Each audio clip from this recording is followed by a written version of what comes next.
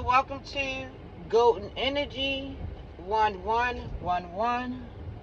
I'm Mama Nova, a supreme supernova. Supreme supernova in the flesh.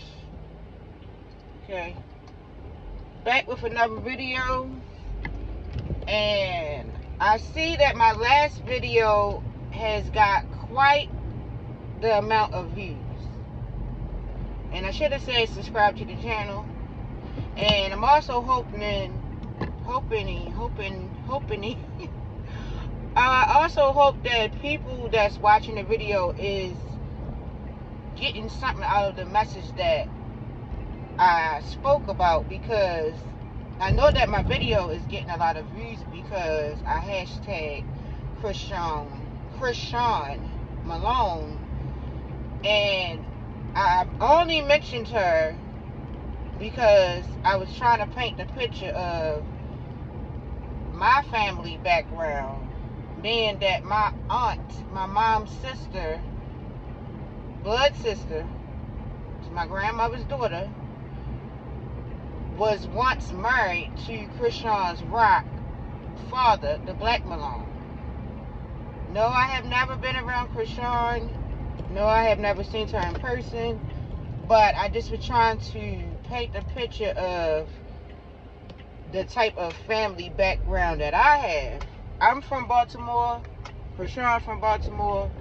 I'm from East and West Baltimore. I'm currently in Baltimore County with the hopes of moving farther out. And yes, in some weird way in this world, my aunt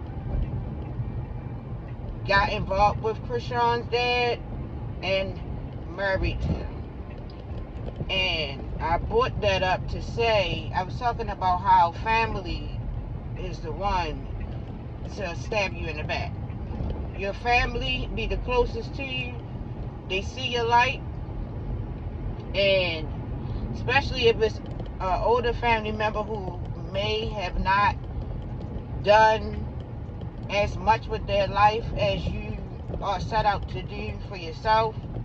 Okay, you have broken a lot of generational curses. You looked around and seen, like, wait a minute, no, I don't want this for my life. And growing up as a younger woman, when I was younger, I set forth to not be anything like my mom. Now, that was a gift and a curse, because I set out to not be anything like my mom, which was and is an addict. But at the same time, I didn't really plan, to go as far, because I was satisfied enough if I wasn't like her. In another weird way, this world still wound up snatching me up, no matter how hard I tried to not be an addict and to take care of my children, raise my children way better than my own mother did. This world still, it's like the world had got me through the back door. Okay? These archons, and they knew, like, okay, she's focused on never using drugs. When I was a younger woman, and I would date guys and stuff like that, they would always be asking me, like, hey, do you want to try this? Do you want to try that? And the most I would do is stick to, okay, I'll smoke, I drink, and I've taken pills and stuff like that, thinking like, okay, I'm not a drug addict, I'm not like my mom. And I wound up becoming an addict to pain medication. But here again, I'm justifying it with, oh, I got it from my doctor. When I was 20 years old, I was working at Golden Corral as a waitress, getting my little money and everything. Matter of fact, I had to be like 18 or 19. And one day I got off of work and my foot was just hurting. more than it normally would. I mean, you on your feet all those hours, walking around carrying all those plates and all that. So of course you your feet hurt. And one day I got off of work, my feet was hurting, but it was very painful. Like, it wouldn't stop. I had took, like a Tylenol or a Aleve or whatever, and like it didn't stop.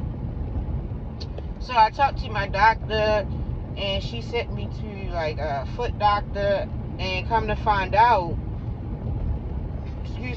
I have like a misalignment in my foot that makes the bottom of my foot hurt very bad. Like the tendon in my foot causes tremendous nerve pain. So believe it or not, ever since that day, that infamous day that I got off of work and my foot was hurting so bad, it has never stopped hurting since that day.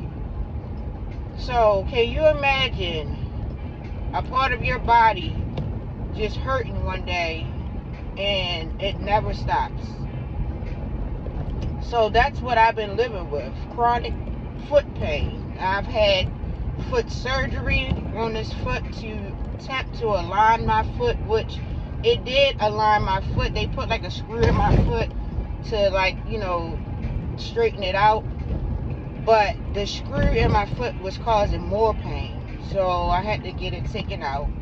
Then I had got a device put on my spine to block the sensors to the nerve, and they put it in incorrectly, and so that didn't work. And also after that, my back is messed up now because of that surgery, which I'm going through litigations because of that. Me and many other people who took that risk, basically, who was talked into getting that surgery performed. What they do is put a device on your spine, and they got like these wires and stuff, and it's connected to like a remote, and you will use the remote control to stimulate the nerves, wherever part of your body that you have in pain. They're going to put some wires from that device to like block that nerve sensor.